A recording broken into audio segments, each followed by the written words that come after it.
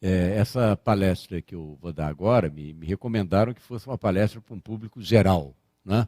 Então eu peço perdão aos meus colegas físicos que estão aí, eu espero não entediá-los com essa palestra.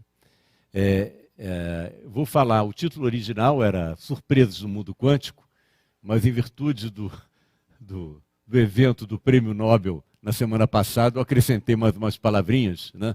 De Einstein, Schrödinger, a informação quântica, pois a informação quântica foi o tema realmente do Prêmio Nobel desse ano, de Física, não é? Eu vou começar essa palestra não com a física quântica, mas com a física clássica.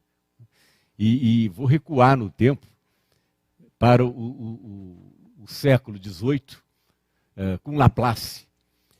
Laplace era um cientista fantástico que definiu muito bem o que hoje a gente chama de determinismo clássico. Uma doutrina que foi superada pela física quântica. Então, Laplace dizia o seguinte: uma inteligência que, em qualquer instante dado, conhecesse todas as forças pelas quais o mundo se move. Estou usando a escrita dele, não é?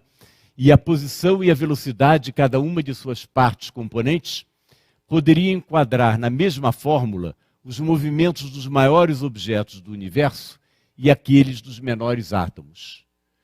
Nada seria incerto para essa inteligência, e o futuro, assim como o passado, estaria presente diante de seus olhos. Então, se você conhece as posições e as velocidades de todas as partículas e as forças que atuam sobre elas, você pode prever exatamente o futuro e pode saber exatamente o que aconteceu no passado. É só resolver as equações de movimento, não é?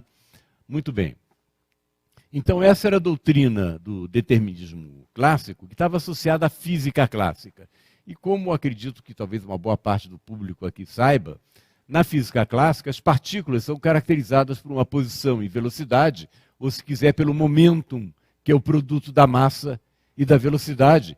E a dinâmica dessas partículas é tratada pela chamada mecânica de Newton.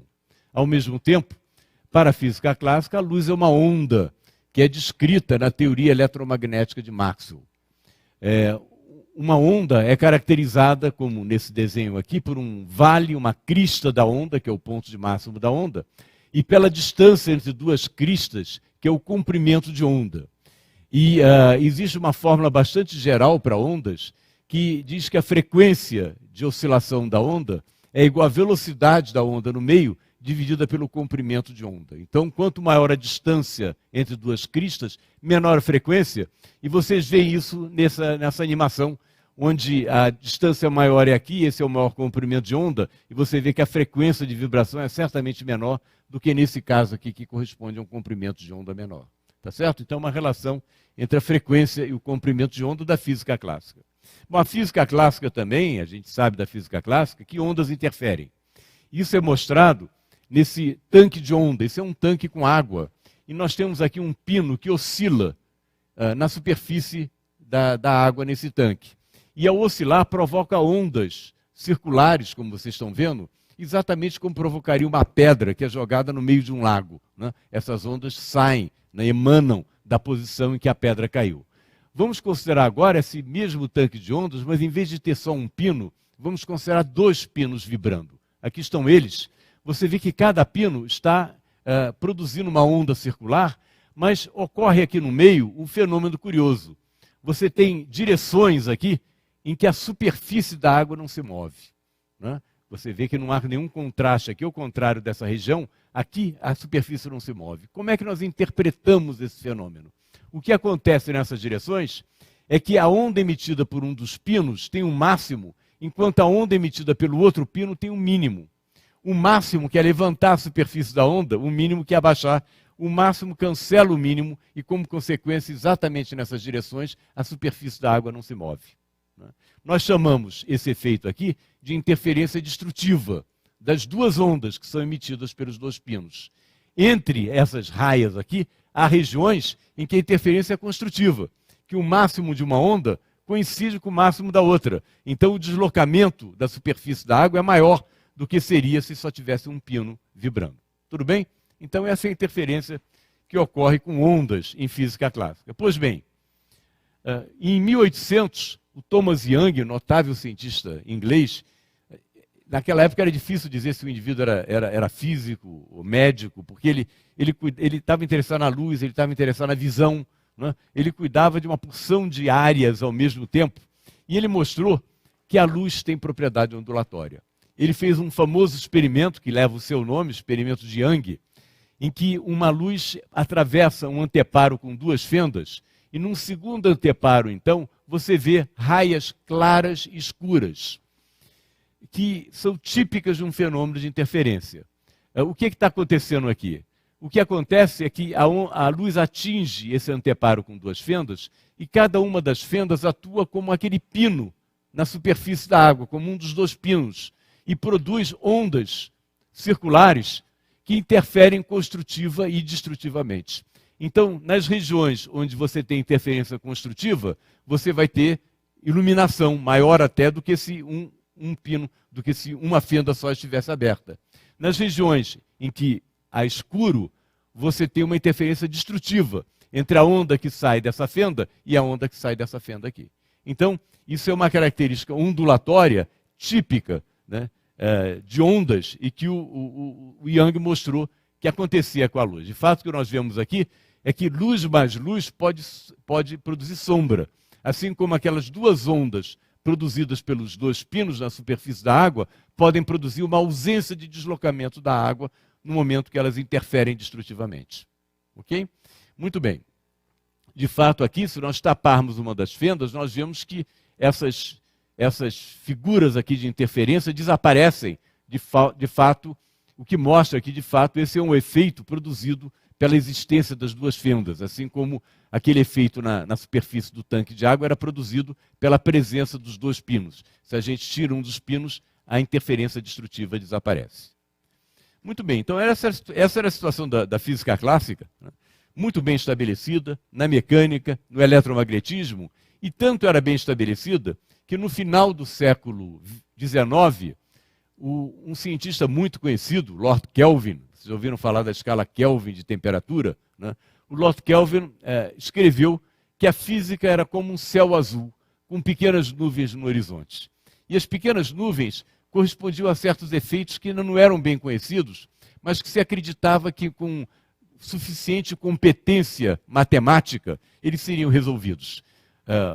Diziam alguns físicos que era uma questão só de calcular algumas casas decimais a mais, né, para resolver todos os problemas da física. Então, esse era o entendimento no final do século XIX. E isso foi dito pelo Lord Kelvin, perto do final desse século, e é irônico que exatamente no primeiro ano do século XX, de fato em 1900, essas pequenas nuvens no horizonte se juntaram e formaram uma imensa tempestade. E a tempestade está associada à Revolução dos Quanta, ao trabalho do Planck em 1900, do Einstein em 1905, que através desses trabalhos chegou-se ao entendimento de que a luz pode se comportar como se fosse constituída de corpúsculos, fótons, com energia proporcional à frequência da luz e momento inversamente proporcional ao comprimento de onda, portanto também proporcional à frequência, certo? Então, isso significava uma verdadeira revolução conceitual, pois, de fato, tinha sido demonstrado pelo Young, em 1800, 100 anos antes, né, praticamente, que a luz tinha um comportamento ondulatório. E a revolução era tamanha que o próprio Einstein foi cuidadoso, em 1905, de dizer que a luz comporta-se como se fosse constituída de corpúsculos. Ele não disse que a luz era constituída de corpúsculos, porque ele conhecia a experiência do Young, né? Ele sabia que as ondas eletromagnéticas interferem e, portanto, têm propriedades ondulatórias. É interessante que, mais tarde, quando o Einstein foi proposto como membro da Academia de Ciências da Prússia, por pessoas como o próprio Planck, né, e outros cientistas notáveis, na argumentação, eles disseram que o Einstein era um jovem cientista notável, que ele tinha dito algumas besteiras, né, na carreira dele, como, por exemplo, essa hipótese da existência de fótons. Mas como ele era jovem, a gente podia perdoar esses erros, né, e ele certamente tinha um futuro brilhante a percorrer, né. Então ele acabou sendo aceito na Academia Prussiana de Ciências, apesar de dizer que a luz se comportava como se fosse constituída de corpúsculos. Muito bem. Mais tarde, em 1923, o de Broglie estendeu essa característica dupla de onda e de corpúsculos a partículas subatômicas como os elétrons. Em outras palavras, não apenas a luz pode se comportar como onda ou corpúsculo, dependendo do experimento que se faça, eu já vou mostrar uns experimentos para vocês, como, além disso, partículas também podem ter esse comportamento dual, de onda e de corpúsculo. Em outras palavras, partículas como elétrons podem sofrer o fenômeno da interferência, né? E, além disso, podem ter propriedades tipicamente corpusculares. Por exemplo, você pode ter a colisão de um elétron com o outro, típica de corpúsculos. Muito bem. Então, a ideia, a partir de 1923, é que não só a gente deve entender que a luz também pode se comportar como corpúsculos, mas também as partículas podem se comportar como ondas, e a relação entre o momentum da partícula e a onda associada é essa. Isso aqui é o comprimento de onda, segundo de Broglie, da onda que se deve associar à partícula. Então, esses foram alguns dos grandes avanços ocorridos no século XX que despertaram a curiosidade de cientistas. E, de fato, não só a curiosidade, mas causaram perplexidade nos cientistas por razões óbvias, né? Que história é essa, né, da matéria poder ter comportamento corpuscular ou ondulatório, né, dependendo do experimento que se faça? Mais recentemente, no final do século XX, houve uma outra revolução. E essa revolução tem a ver com o Prêmio Nobel de Física que foi dado na semana passada. Desenvolveu-se o que hoje em dia a gente chama uma verdadeira tecnologia quântica, que permite o domínio e o controle de átomos e fótons individuais. Então, isso que eu estou mostrando para vocês aqui não é uma simulação. Isso é um filme que foi feito pelo Blatt, que trabalha em Innsbruck, na Áustria, de 7 íons, átomos carregados negativamente, que estão presos numa armadilha formada por campos eletromagnéticos. Essa armadilha tem um formato aproximado, para quem já viu isso, de um potencial harmônico. É como se fosse um oscilador harmônico. Você vê que esses 7 íons oscilam de um lado para o outro, né? Isso é um movimento, para quem já viu isso, do centro de massa dos íons, desse sistema de íons, né? E é possível também excitar outros modos de vibração desses íons, como, por exemplo, o modo sanfona, né? Um modo de vibração no referencial do centro de massa. A razão pela qual nós estamos vendo esses íons é que eles estão nessa armadilha eletromagnética, mas ao mesmo tempo há um feixe de laser incidindo sobre eles. Eles espalham esse laser que vem para os nossos olhos e nós vemos os íons. É a mesma razão pela qual eu estou vendo vocês aqui, a luz espalhada, né? Então é possível ver os íons individualmente. O Island iniciou essa tecnologia, né, de aprisionamento de íons e tem feito verdadeiros milagres tecnológicos com isso. E por isso mesmo foi agraciado na semana passada, foi um dos 2 agraciados na semana passada com o Prêmio Nobel de Física. Outros sistemas que têm sido desenvolvidos são, por exemplo, lasers de átomos, que são como lasers de luz, mas funcionam com átomos, emitem pulsos de átomos coerentes, uma propriedade semelhante à dos lasers de luz, né, e que têm sido desenvolvidos em vários laboratórios.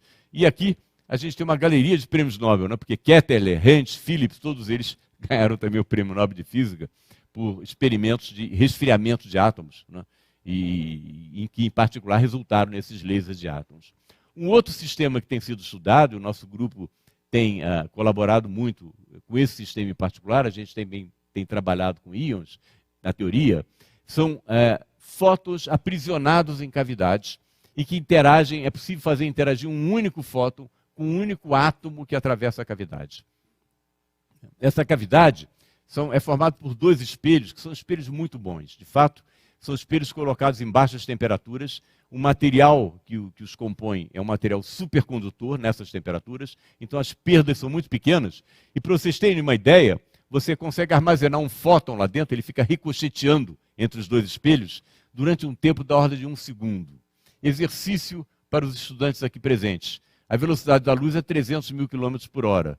Calculem a distância que esse fóton percorre em 1 segundo. Após calcular essa distância, calculem quantas vezes esse fóton daria a volta em torno da Terra durante esse tempo de 1 segundo. Certo? Então esse fóton está lá preso numa cavidade, e um átomo é enviado pela cavidade, e a interação desse único átomo, com esse único fóton, é controlada. Então, há vários laboratórios desenvolvendo esse experimento. O físico Serge Haroche, da École Normale Supérieure, teve um papel pioneiro nessa área, e por isso mesmo dividiu o Prêmio Nobel de Física na semana passada com David Weinland. Diga. Qual a distância média entre esses íons do experimento de Blatt e Weinland? Isso aí, a distância da ordem depende da armadilha. Tem dois tipos de armadilha, uma que é mais fechada, outra que é mais aberta. No experimento do Weinland, você pode ver por aqui, é da ordem talvez de, eu diria, 10 a 20 angstroms, por aí. Né? Mas isso varia, porque depende da força da armadilha. Mas como você consegue resolução para enxergar esses íons? Isso aí é boa pergunta, tá certo? Então, a gente pode discutir isso depois. Mas é verdade, você consegue uma resolução suficiente espalhando poucos fótons de cada vez. Essa luz não é muito intensa, mas permite ver o íon ainda assim. Né? É luz visível. É luz visível. É luz visível. Né? Então, eu já vi isso no laboratório. Você visitando o laboratório, você vê um único íon preso na armadilha. Né? Então, realmente impressionante. Né?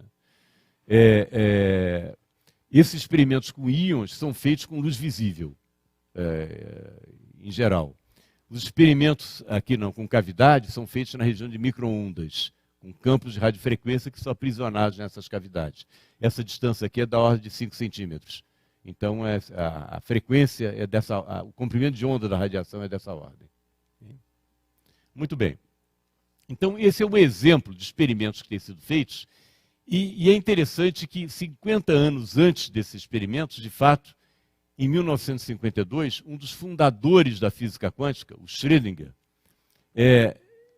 escreveu o seguinte: nós nunca realizamos experiências com apenas um elétron ou átomo ou uma pequena molécula.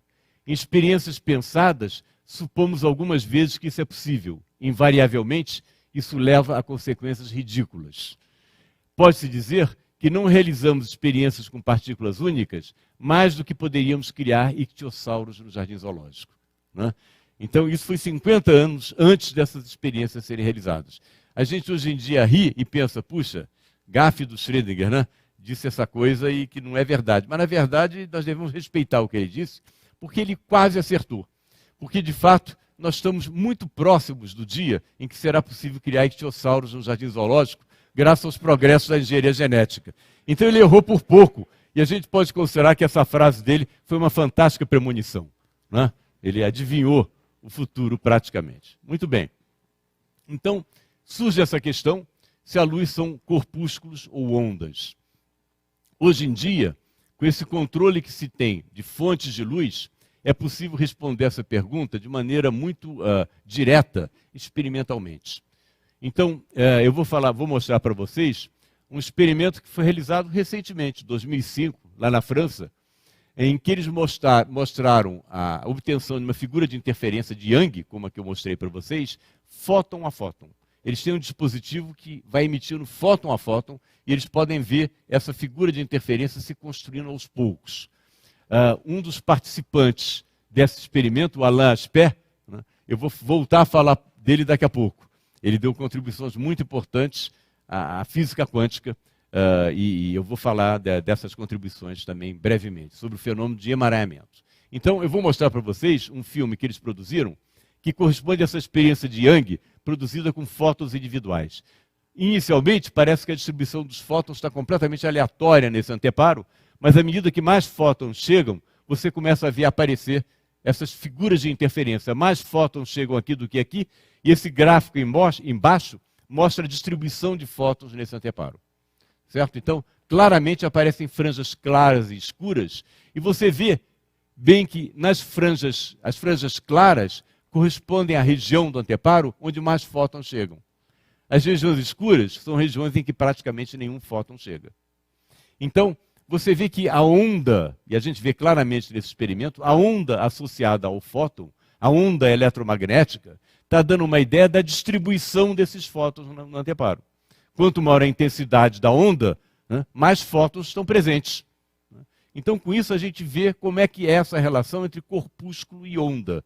A onda produzindo dando uma distribuição espacial dos fótons nesse caso. Mais ainda, se você pensar em cada fóton que passa por esse sistema, onde é que vocês acham que ele tem mais chance de aterrissar? Aqui ou aqui?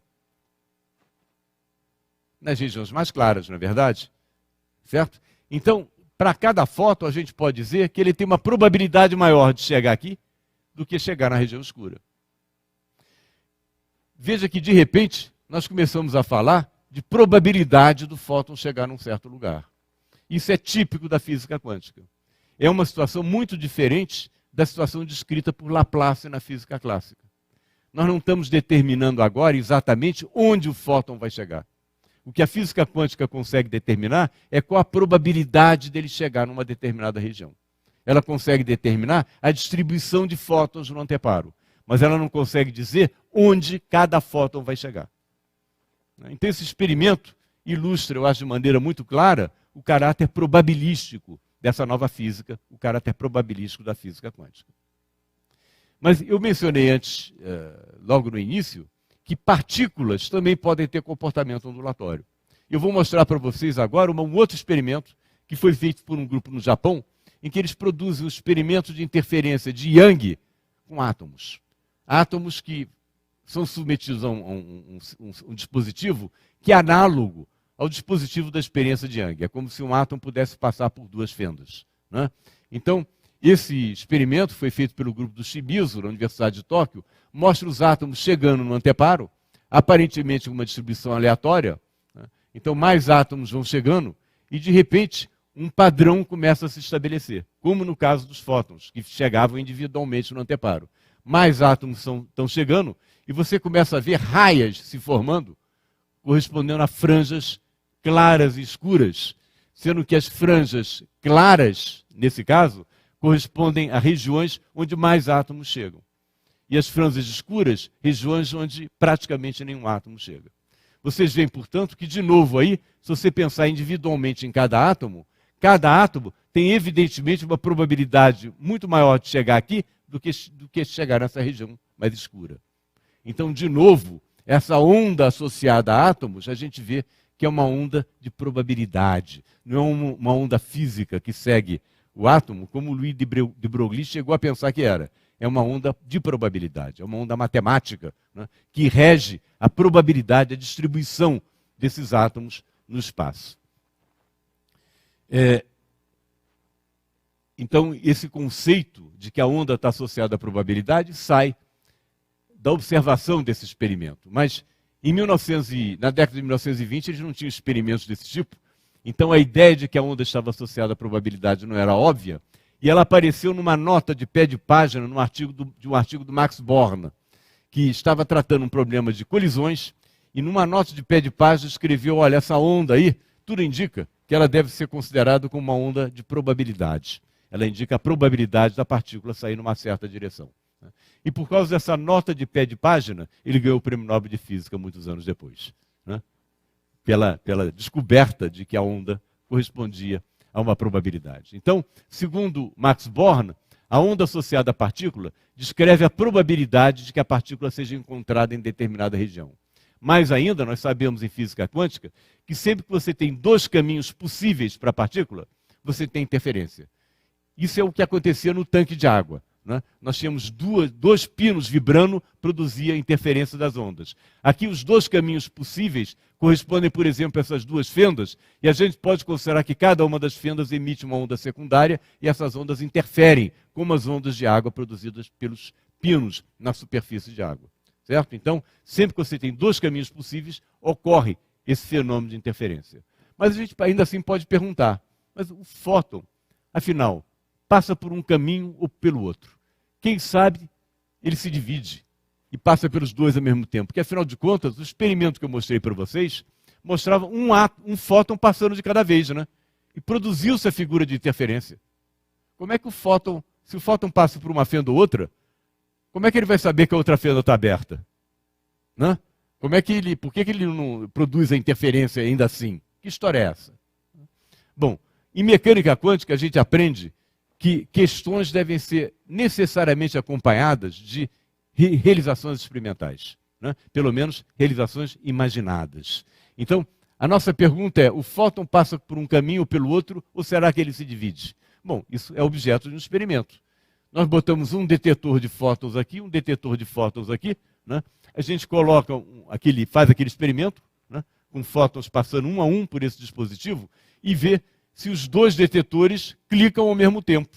Se eles clicarem ao mesmo tempo, significa que o fóton se dividiu. Quando a gente faz esse experimento, a gente observa que jamais eles clicam ao mesmo tempo. Sempre clica um detetor ou outro detetor. Mas isso significa, então, que o fóton está passando por um orifício ou outro. Mas como é que isso pode ser coerente com a formação de uma figura de interferência? Se ele passa por um orifício ou outro, o resultado desse experimento deveria ser a soma de contribuições de um único orifício, que não produz figura de interferência. Mas a mecânica quântica nos dá uma resposta muito interessante para esse experimento. No momento que nós colocamos os dois detetores aí, o que está acontecendo? Nós estamos absorvendo os fótons que passam, não é verdade? Eles são absorvidos pelos detetores, fazem clicar um ou outro. Mas se são absorvidos pelos detetores, eles não chegam nesse anteparo. Portanto, esse experimento que se propõe detectar por qual caminho passou o fóton, não permite observar a figura de interferência. Claro que vocês poderiam pensar em experimentos mais sutis. Por exemplo, no caso de átomos, aquele experimento de interferência de átomos, você poderia iluminar o átomo com uma lanterna, né, para ver se o átomo passou por uma fenda ou outra. Então você ilumina com a lanterna, mas ele não é absorvido, ele continua o trajeto dele. Adivinha o que ocorre? Se você iluminar o átomo com uma lanterna, de modo a ver por onde ele passou, some a figura de interferência. Porque a luz que sai da lanterna é constituída de fótons, e para eles localizarem o elétron numa fenda ou noutra, eles colidem com o elétron, desviam ele do caminho original, isso destrói a figura de interferência. Em outras palavras, não é possível realizar um experimento que permita demonstrar que o fóton passa por um caminho ou outro e, ao mesmo tempo, permita ver a figura de interferência. É isso que a gente chama de complementaridade em física quântica. A física quântica nos diz que um sistema permite observações complementares. E nessas observações complementares, ele manifesta propriedades diferentes. Então, a luz se comporta como onda ou corpúsculo dependendo do experimento que você faça. Se você botar detetores para ver por onde ela passou, ela se comporta como corpúsculos. Se você não botar detetores de olhar interferência, ela se comporta como ondas. Mas é importante entender que esses experimentos são experimentos diferentes. Eles têm dispositivos diferentes. E é em função do arranjo experimental que a luz vai manifestar um comportamento ou outro. Então, esse fenômeno da complementaridade foi discutido por Max Born, Niels Bohr também, e por Heisenberg também, e está ligado ao princípio da incerteza de Heisenberg, que mostra o seguinte, ele mostrou que se você procura medir a posição de um elétron através de um microscópio, você tem que mandar luz sobre o elétron, e se a luz tem um comprimento de onda suficientemente pequeno para que você possa localizar o elétron, o momentum do fóton vai ser suficientemente grande, se lembra? Ele é inversamente proporcional ao comprimento de onda. Ele vai ser suficientemente grande para tirar o elétron da posição dele e alterar significativamente o momentum do elétron. Então, quando você tenta localizar o elétron, você ganha incerteza sobre o momentum desse elétron devido à colisão do fóton com o elétron, e vice-versa. Quando você tenta descobrir qual o momentum do elétron, você altera a informação que você tem sobre a posição dele. Então, de novo, o princípio da incerteza de Heisenberg pode ser entendido como uma manifestação da complementaridade. O fato de que para medir a posição ou o momento, você precisa de dispositivos diferentes e você consegue medir com precisão um ou outro, mas não os dois ao mesmo tempo com precisão absoluta. Muito bem, então isso mostra que o estado clássico é muito diferente do estado quântico. Então, o que é o estado clássico? A gente diz que a gente conhece o estado de uma partícula clássica se a gente conhece a posição e a velocidade da partícula, né? Então isso determina o estado clássico da partícula. O estado quântico, no entanto, é diferente, porque a gente não pode conhecer simultaneamente a posição e o momento da partícula, de acordo com a relação de incerteza de Heisenberg. Então o estado quântico a gente pode entender que é uma função, uma tabela, que permite prever as probabilidades de qualquer medida realizada sobre a partícula. Então, é como se fosse uma tabela mesmo. Ó. Se você fizer essa medida, a probabilidade dá isso. Né? Então, é uma classificação, se quiser, de probabilidades. Como é que isso se aplica ao átomo de hidrogênio? Vocês já devem ter ouvido falar aí. Né? Bom, no átomo de hidrogênio, a figura mais ingênua do átomo de hidrogênio, que correspondeu à descrição do átomo de hidrogênio no início da teoria quântica, é de um elétron orbitando em torno do núcleo, como se fosse um planeta em torno do Sol. Né? A física quântica dá uma descrição diferente disso aí. No átomo de hidrogênio, o elétron pode estar em qualquer posição dentro de um volume esférico de raio aproximadamente igual a 10 a menos 8 centímetros, que é o raio do átomo.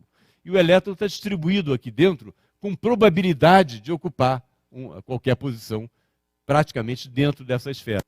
Se você mede a posição do elétron, isso corresponde a medir por qual fenda passou o fóton. Você encontra que ele está localizado numa certa posição. Você consegue localizar o elétron, às custas de ter uma incerteza sobre o momento desse elétron, né? E sobre a energia dele também. Né? Agora, se você fizer várias medidas da posição, algumas vezes você vai encontrar o elétron aqui, outra aqui, outra aqui. O resultado é aleatório. O que a mecânica quântica te fornece é uma distribuição de probabilidades de ocupar, de encontrar o elétron em diversas posições. Então, o estado quântico me dá a probabilidade de encontrar o elétron em uma certa posição. E nós não podemos mais entender o átomo de hidrogênio como um planeta que orbita em torno de um Sol, mas como uma nuvem em torno do núcleo do átomo de hidrogênio. E essa nuvem é uma nuvem de probabilidade. Será que a gente consegue ver essa nuvem de probabilidade? Consegue. Né? E eu vou mostrar para vocês agora uma fotografia que foi feita com um microscópio de tunelamento. Eu não vou descrever para vocês como é que funciona esse microscópio, mas basta dizer que ele permite ver átomos e elétrons, por exemplo, em superfícies de metais. E o que eu vou mostrar para vocês é uma foto realizada por um microscópio de tunelamento que mostra o seguinte: isso aqui é uma superfície de cobre e você implanta uma cerca de átomos de ferro, um a um, nessa superfície de cobre. Bom, o cobre é um metal, então metais têm elétrons livres na sua superfície, mas essa cerca de átomos de ferro confina os elétrons na região dentro da cerca. É por isso mesmo eles chamam de curral de elétrons. E você vê que essa distribuição de elétrons dentro da cerca é uma distribuição ondulatória, que indica que aqui no centro tem mais chance de encontrar um elétron do que nos vales dessa distribuição. De novo, é uma distribuição de densidade para os elétrons, ou então, para elétrons individuais, é uma distribuição de probabilidade do elétron. Né? Ele tem mais chance de ser encontrado aqui do que num vale da distribuição. Então, essa figura mostra claramente que os elétrons podem ter propriedades ondulatórias. De fato, eles se distribuem aqui nessa cerca como se fossem as ondas de um lago, né, no qual a gente atirou uma pedra no meio. Tudo bem? Então está claro aí o caráter ondulatório da matéria e o caráter corpuscular da luz, nesses experimentos que eu mostrei para vocês. Mas essa discussão pode colocar uma pulga atrás da orelha, porque eu mostrei para vocês que se você tem uma figura de interferência, um fóton ou um átomo não passa por uma fenda ou outra, porque a gente só pode dizer que ele passa por uma fenda ou outra se a gente faz um experimento que meça isso. Então, no momento que a gente vê a interferência, significa que a gente não está fazendo outro experimento, então a gente não deve nem dizer que ele passa por uma fenda ou outra. Certo? Então, para nós, o átomo tem uma distribuição de probabilidade, né, que está nos dizendo que ele, de fato, passa pelas duas fendas ao mesmo tempo. O átomo, nesse sentido, está deslocalizado, assim como estava o elétron no átomo de hidrogênio, que está numa nuvem de probabilidade. Então, o átomo, nessa experiência de interferência, ele pode ser encontrado em duas trajetórias ao mesmo tempo. Vocês podem ter dificuldade em entender isso intuitivamente, espero que tenham, porque se estão tendo dificuldades, então eu posso dizer bem-vindo ao clube, tá certo? Porque mesmo as pessoas que trabalham com física quântica durante toda a vida não conseguem ver isso aí. Isso sai da mecânica quântica, sai do formalismo da física quântica, mas certamente contraria a nossa intuição do mundo clássico, em que nós não vemos esse tipo de objeto. Mas será que nós não podemos ver mesmo esse tipo de objeto no mundo clássico? O Schrödinger levantou uma lebre lá em 1935. Ele mostrou o seguinte, que a existência de superposições desse tipo que eu mencionei no mundo quântico deveria implicar necessariamente que elas deveriam existir no mundo clássico. E ele deu um exemplo, que é o exemplo que ficou conhecido como o exemplo do gato de Schrödinger.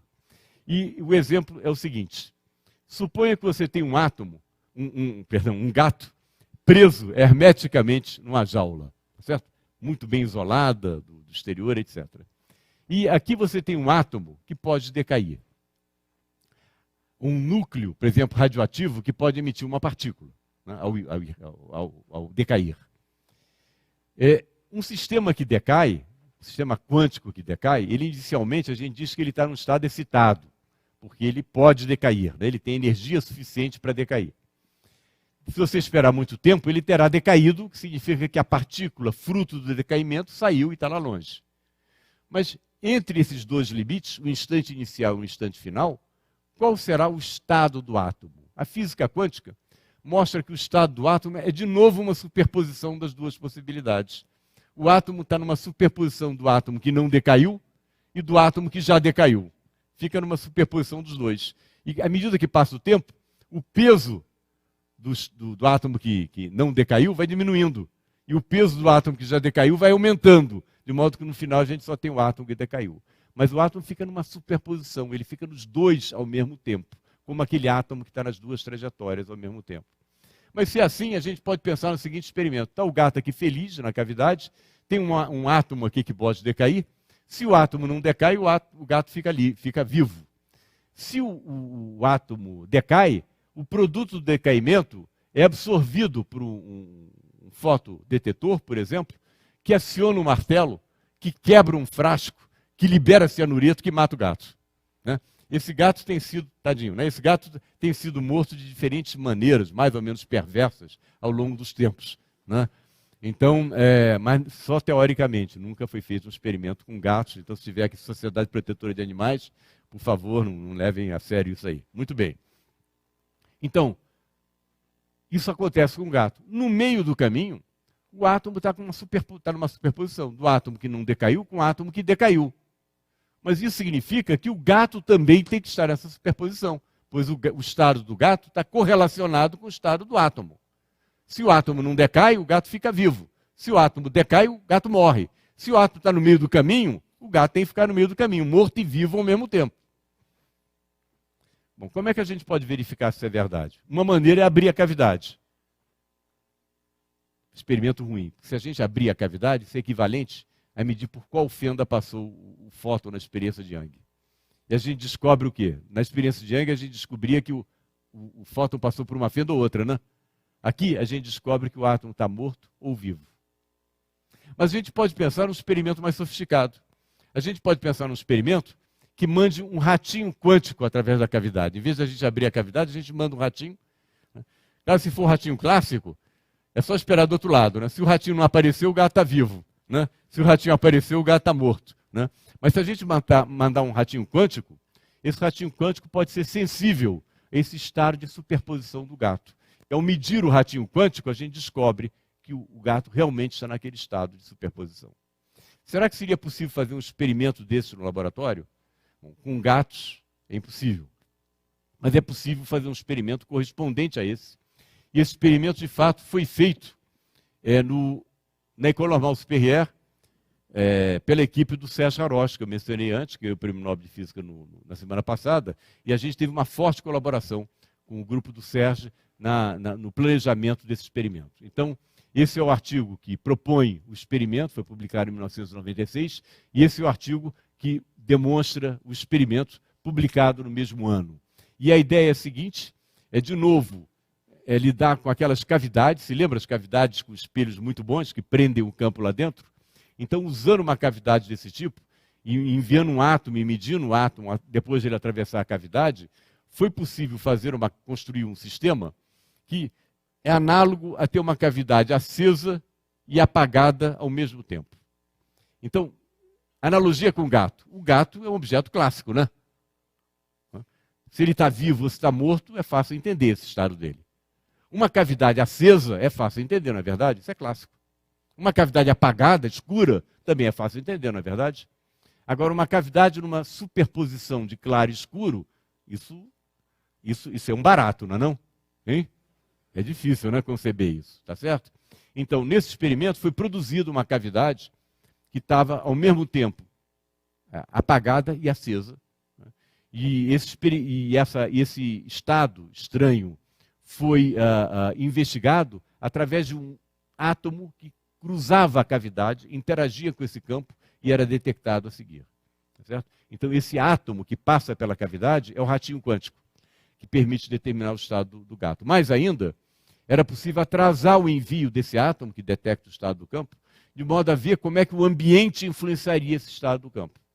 E o que essa experiência mostra é que, se você espera muito tempo para enviar o átomo que vai experimentar o ratinho quântico, você vai descobrir que o campo dentro da cavidade não está mais nesse estado de superposição. Ele está no estado clássico. A cavidade está acesa ou apagada, e não mais acesa e apagada ao mesmo tempo. Corresponderia ao gato estar vivo ou morto, o que é um fenômeno clássico. Ele tem certa chance de estar vivo, certa chance de estar morto. Então, você sai de uma superposição para uma alternativa clássica, por quê? Por causa do ambiente em torno da cavidade. A cavidade não é perfeita, ela tem perdas. E é possível mostrar que é o ambiente em torno da gente que faz com que objetos quânticos se transformem em clássicos, tanto mais rapidamente quanto maiores eles forem. É por isso que vocês estão me vendo aqui e não aqui e lá ao mesmo tempo. Tá certo? Porque eu sou um objeto relativamente grande, né? Gostaria de ser um pouquinho pequeno, tem que fazer uma dieta, né? Um pouquinho menor, mas relativamente grande, né? Portanto, o ambiente faz com que eu rapidamente perca esse tipo de propriedade quântica, de superposição em duas posições diferentes. Okay? Então, o ambiente é que destrói o caráter quântico do gato de Schrödinger. Muito bem. A gente escreve assim, ó, o gato, esse campo na cavidade é o próprio gato de Schrödinger, numa superposição de dois estados. Mas a física quântica, também em 1935, mesmo ano em que o Schrödinger formulou essa história do gato de Schrödinger, reservava para a gente outras surpresas. E uma das surpresas que ela reservou foi objeto de uma manchete no jornal New York Times. Está aqui a manchete, olha. Jornal New York Times, de 3 de maio de 1935. Einstein ataca a teoria quântica. Cientista e 2 colegas acham que ela não é completa, muito embora seja correta. Esse artigo do Einstein foi um artigo em que, junto com Podolsky e Roser, aliás, essa manchete é injusta com Podolsky e Roser, né, coitados. Né? Cientista e 2 colegas. Né? Acho bom. Mas os colegas estão mencionados aqui no texto da reportagem. Né? Então, desse artigo do Einstein, do Podolsky e do Roser, eles botam o dedo na ferida de um fenômeno extremamente sutil do mundo quântico, que é o fenômeno do emaranhamento. Eu não vou dizer para vocês qual é o argumento deles, não teríamos tempo para isso aqui, mas é interessante ver o que significa esse fenômeno do emaranhamento. A gente diz que 2 sistemas estão emaranhados quando eles estão, digamos, umbilicalmente conectados. Né? As propriedades de um estão fortemente correlacionadas com as propriedades do outro. De tal forma que pode até ocorrer algo estranhíssimo no mundo clássico, que não ocorre no mundo clássico. Você pode ter uma situação em que você conhece perfeitamente o estado global dos 2, mas tem informação nula sobre o estado de cada um deles. O conhecimento do todo não implica no conhecimento das partes. E, de fato, o Schrödinger falou sobre isso magistralmente em 1935, num dos artigos que ele publicou sobre esse fenômeno. Ele disse: o conhecimento dos sistemas individuais pode ser nulo, embora o do sistema combinado permaneça máximo. O melhor conhecimento possível do todo não inclui o melhor conhecimento possível de suas partes, e é isso que vem continuamente nos assombrar. Né? Então, essa palavra assombrar, ou fantasmagórico, vocês verão aparecer mais de uma vez nessa palestra. Né? E reflete bem a perplexidade e, de certa forma, o sentimento de mágica ou de maravilha que os físicos têm em relação a esses efeitos da física quântica. Essa beleza do comportamento da natureza no mundo microscópico que viola a nossa intuição clássica. Então, o que significa isso que o Schrödinger disse em termos bem simples? isso aqui é física clássica, pessoal. Eu estou falando de duas partículas que colidem, a partícula verde e a vermelha. A partícula verde tem essa velocidade inicial, a partícula vermelha está vindo para cá, elas colidem, a partícula verde vem para cá e a partícula vermelha vem para lá. Quando a gente considera esse sistema de duas partículas, a gente chama de propriedades globais do sistema, aquelas que envolvem as duas partículas. Por exemplo, o chamado momento do centro de massa. Se quiser, para partículas de mesma massa, a soma das velocidades. Isso é uma propriedade global, né? Depende das duas. Outra propriedade global é a distância relativa entre elas, a distância de uma em relação à outra. Também uma propriedade global. Mas esse sistema tem também propriedades individuais, que são, por exemplo, a velocidade de cada partícula e a posição de cada partícula. Em física clássica, a gente pode conhecer perfeitamente a soma das velocidades e a posição relativa de duas partículas. E, ao mesmo tempo, conhecer perfeitamente a posição e a velocidade de cada uma. Em física quântica, você pode colocar as duas partículas num estado tal que você conheça exatamente a soma das velocidades, ou dos momentos, se quiser, e a posição relativa entre elas. Mas, nesse mesmo estado, você ignora completamente a posição e o momento de cada partícula. Eu não estou falando aqui da relação de incerteza de Heisenberg. Ela me diz que se eu conheço a posição, eu não conheço o momento. Eu estou dizendo muito mais que isso. Eu estou dizendo que nesse estado emaranhado, você conhece a soma dos momentos, conhece a posição relativa, mas nada sabe nem sobre a posição, nem sobre o momento de cada parte. E é isso que vem frequentemente nos assombrar. Né? É isso que não existe no mundo clássico. Então, como é que a gente pode fazer estados emaranhados de partículas? Eu vou mostrar para vocês estados emaranhados que têm sido produzidos em laboratórios aqui no Brasil, inclusive no nosso, lá no Fundão. Eles são estados emaranhados que afetam, que dependem de uma propriedade da luz chamada polarização. A luz, ela pode oscilar num só plano, ou não, ela pode oscilar em vários planos, e nesse caso é uma luz com polarização aleatória, caótica. Mas a gente pode fazer ela oscilar num só plano, fazendo a luz passar por um polarizador. E esse polarizador é mostrado nessa figura aqui, ó. Aqui eu tenho uma luz polarizada que está incidindo sobre um polarizador, você roda ele, e quando o eixo da luz é ortogonal ao eixo do polarizador, a luz não passa por ele.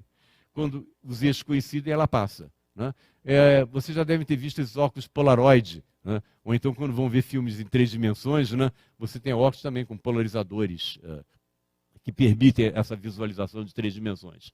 Então, isso aqui são polarizadores, eu acho que dá para ver, talvez, não sei bem daí, mas aqui eles estão com o eixo, está vendo, na mesma posição, vou botar aqui em frente a tela, daí você pode ver a tela através deles, não pode? Tudo bem? Dá para ver, né? A luz passa, eles absorvem um pouco da luz, né? Mas agora eu vou botar um com eixo ortogonal ao outro.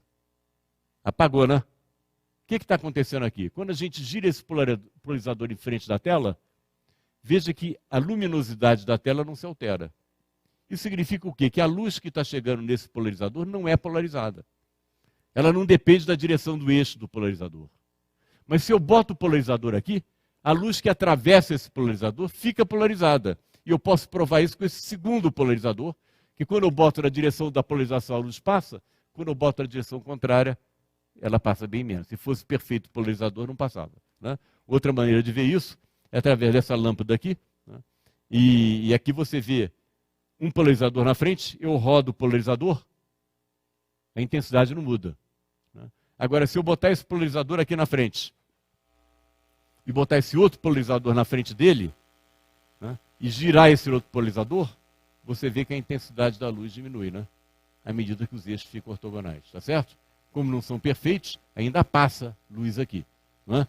Mas passa menos do que antes, tá certo? Está mostrando o quê? Que a luz está atravessando esse polarizador, está polarizada. Tudo bem? Muito bem.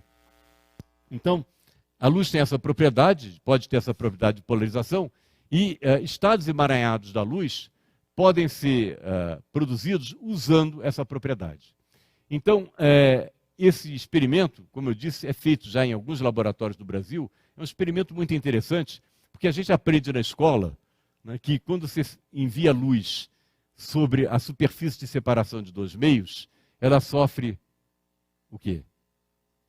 Reflexão e refração, não é isso? E a cor dela fica idêntica, não é isso? A frequência é a mesma do que a luz que incide. Né? Aqui não. Quando você manda luz mais intensa num cristal, você vê que, além de sair a luz incidente do outro lado, com a mesma cor, produzem-se dois feixes de frequência menor. Se a luz incidente está no ultravioleta, os feixes que saem estão no infravermelho. Do ponto de vista microscópico, o que está acontecendo aqui é que um fóton é absorvido pelo cristal, no ultravioleta, e o cristal emite dois fótons no infravermelho. A frequência dos fótons emitidos tem que ser menor do que a frequência do fóton absorvido. Porque se lembra que a energia de cada fóton é proporcional à frequência? É absorvido um fóton, saem dois, a soma das energias dos dois tem que ser menor que, pelo menos, ou igual no máximo, a energia do fóton que entrou. Tudo bem? Então, esse é o experimento que é feito, mas em certas situações, a gente pode fazer um experimento em que um dos fótons sai polarizado verticalmente e o outro horizontalmente, mas a gente não sabe qual sai verticalmente e qual sai horizontalmente. Né? Então, é um típico exemplo de um sistema em que a gente tem uma ideia global sobre o sistema. Qual é a ideia global? Os dois fótons são polarizados ortogonal, tem polarização ortogonal entre si. Né? Existe uma ortogonalidade das polarizações. Qual é o estado individual? Qual é a informação individual? A polarização de cada fóton. Completa ignorância. Cada fóton, nesse estado, tem 50% de chance de estar assim ou assim. A única coisa que a gente sabe é que se a gente medir esse fóton assim, o outro vai estar assim. Então, olha só. Eu estou falando de um sistema em que as propriedades individuais de cada fóton são completamente desconhecidas. A mecânica quântica vai além. Ela diz que elas são inexistentes nesse sentido. Não são bem definidas. Enquanto uma propriedade global é conhecida. Mas então eu posso produzir um estado desses, conservar um fóton aqui na Terra, mandar um outro para Andrômeda, e aí eu meço a polarização desse fóton aqui na Terra, enquanto que é horizontal. Claro que se ela é horizontal, a polarização do outro fóton que está em Andrômeda é vertical. Ela passa a ser determinada no momento que eu meço a polarização do fóton aqui na Terra. Isso parece ser uma estranha ação à distância, né? Em que eu determino a polarização do outro fóton medindo esse aqui na Terra. Será que isso é verdade mesmo? Ou será que existe alguma explicação alternativa, né, para o fato de que a medida da polarização do fóton 1 determina a polarização do fóton 2? Bom, a gente pode fazer uma brincadeira clássica aqui, que é a seguinte. Digamos que nós temos duas bolas, uma azul e outra branca. E a gente bota essas duas bolas em duas caixinhas. Quer dizer, numa caixinha bota uma bola branca, noutra caixinha uma bola azul. E envia essas duas caixas para dois pesquisadores.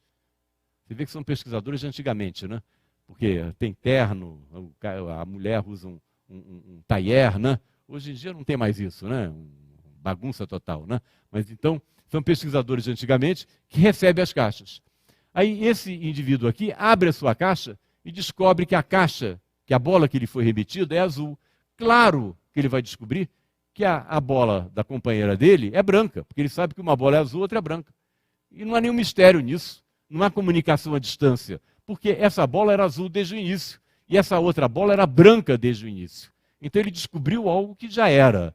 Né? E de fato, quando a colega dele abrir a caixa, ela vai descobrir que a bola é branca, tudo bem. Quem sabe, com aqueles fótons que eu mencionei, não está acontecendo exatamente a mesma coisa. Quem sabe, né, para cada realização experimental, o fóton, um dos fótons é produzido com uma polarização vertical desde o início, o outro é produzido com polarização horizontal, mas cada vez que eu faço o experimento, ele sai de uma maneira diferente. 50% das vezes saem assim, 50% saem assim. Em outras palavras, a polarização deles é predeterminada, mas de alguma forma a mecânica quântica, por não ser uma teoria completa, segundo Einstein, né, não consegue determinar o que vai sair exatamente naquela vez. Tem uma variável escondida que dá as ordens, dá as cartas. Né? Agora sai você assim, mas a física quântica não inclui essa variável escondida na teoria. Tudo bem? Então, quem sabe não é isso que está acontecendo no caso daquele experimento. Será que essas variáveis locais escondidas podem levar às mesmas previsões da teoria quântica? Olha só que coisa interessante. Isso começou a ser descoberto em 1930, começou a ser discutido em 1935. Levou praticamente 30 anos até essa questão ter uma solução. E a solução veio através do físico John Bell, que trabalhava no CERN, e que mostrou através de um teorema matemático lindíssimo que é possível diferenciar experimentalmente entre as previsões da teoria quântica e das teorias de variáveis escondidas, que acham que a polarização já está definida mesmo antes de nós medirmos. Resultados experimentais foram obtidos por Friedman e Clauser em 1972 E uma experiência muito mais precisa e rebuscada foi feita pelo Alain Aspect e colaboradores em 1982. E esses resultados experimentais desprovam as teorias de variáveis escondidas locais. Quer dizer, dizem que não tem uma variável escondida lá que dá as cartas. Indicam realmente que as polarizações dos fótons não estão definidas antes de nós medirmos. É diferente do problema das caixas. Então nós temos que viver com essa realidade do mundo quântico, né, difícil de engolir. A polarização de cada fóton não é definida antes da medida. É difícil de engolir para vocês, certamente, e certamente foi difícil de engolir para o Einstein, que numa carta para Born, em 1947, dizia: eu não posso acreditar seriamente na teoria quântica, porque a teoria não pode ser reconciliada com a ideia de que a física deve representar uma realidade no tempo e no espaço, livre de fantasmagóricas ações à distância. Então, o Schrödinger falava do emaranhamento que vinha nos assombrar, né? O Einstein fala de fantasmagóricas ações à distância. Vocês veem como é que isso despertou paixões, né, durante o século XX. Mas é curioso que, apesar de ter despertado paixões e ainda desperta, a tecnologia quântica desenvolvida nos últimos anos permitiu realizar estados emaranhados muito mais sofisticados que aqueles imaginados por Einstein e Schrödinger. Hoje em dia, é possível produzir em laboratório estados emaranhados de várias partículas. Esse é um experimento feito no grupo do Serge Haroche. Isso é uma capa de Nature, de um experimento em que foi demonstrado emaranhamento entre um átomo e o fóton emitido por ele. Emaranhamento de muitas partículas foi demonstrado pelo Dave Wineland, que ganhou o prêmio Nobel também, lá nos laboratórios do NIST. NIST é um Inmetro dos Estados Unidos. Instituto Nacional de Metrologia, fica em Boulder. Né? E também pelo Rainer Blatt, lá de Innsbruck, que mostrou aqui o emaranhamento de 8 íons. Né? Emaranhamento de 5 fótons foi demonstrado por um grupo chinês, que depois também tratou do emaranhamento de 6 fótons e assim por diante, com aplicações possivelmente exóticas. Vocês veem o título do artigo aqui, é teleportação com destino aberto. Quer dizer, você pode dividir uma mensagem entre vários receptores, usando estados com muitos fótons emaranhados. Uma curiosidade, eu não sei como é que anda meu tempo, fico contando essas histórias, daqui a pouco o auditório fica vazio, porque vai todo mundo jantar, e eu continuo falando aqui. Né? Bom, não sei, mas enfim. Esse Pan é o líder desse grupo aqui, ele está agora na China, ele tem 42 anos de idade, doutorou-se em Innsbruck, na Áustria, e ficou algum tempo em Heidelberg fazendo experimentos, agora está na China, e tem um laboratório fantástico na China. Ele foi levado para a China de volta aos 42 anos de idade a peso de ouro. O salário dele é maior do que o salário de pessoas que estão lá há muito mais tempo. E os recursos para experimentos dele são, pasmem, ilimitados. É isso. O pessoal diz para ele: escuta, diz quanto é que você precisa que a gente dá. Né? Claro que aqui no Brasil a gente tem também experiências semelhantes. Né? Muito bem. Né? Então esse é o experimento do Pan, né? Que está fazendo agora experimentos também de criptografia, etc. Um artigo mais recente, 2011, demonstra o emaranhamento entre 14 íons numa armadilha, é o experimento do Rainer Blatt. E a pergunta é: qual o interesse desses experimentos? Né? Para que serve isso? A gente volta a isso sobre essa pergunta mais depois, talvez, nas discussões. Né? Claro que uma das razões é bastante fundamental. É entender o fenômeno de emaranhamento quando você sai desse sistema simples de duas partículas.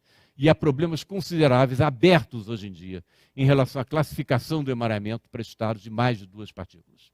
É altamente não trivial, problemas físicos e matemáticos não resolvidos nessa área. Mas há também uma outra motivação para estudar esses estados. E a motivação vem do fato de que o emaranhamento é um recurso útil para comunicação e computação quântica.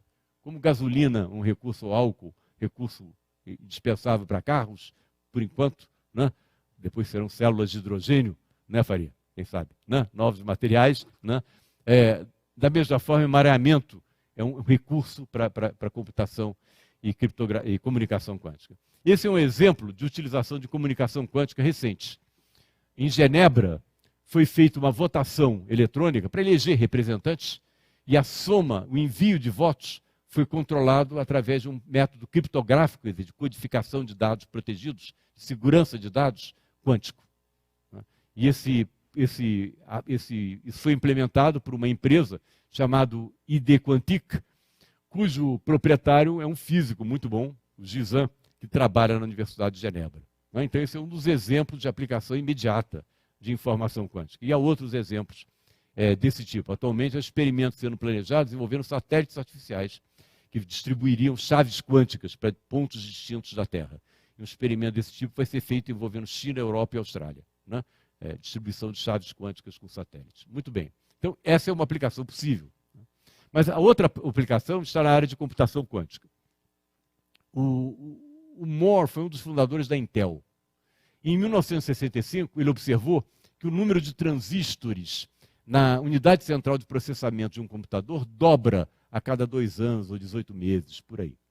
Esse gráfico, que é um gráfico semi-log, né, esse eixo aqui é log, esse eixo aqui é linear, mostra a evolução do número de transistores na unidade central de processamento de um computador. Vocês veem que é praticamente uma reta, o que indica esse crescimento exponencial.